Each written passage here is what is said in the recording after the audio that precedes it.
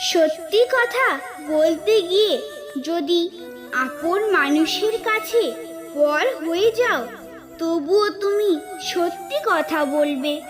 কারণ কারো কাছে পর হলেও সৃষ্টিকর্তার কাছে হবে না।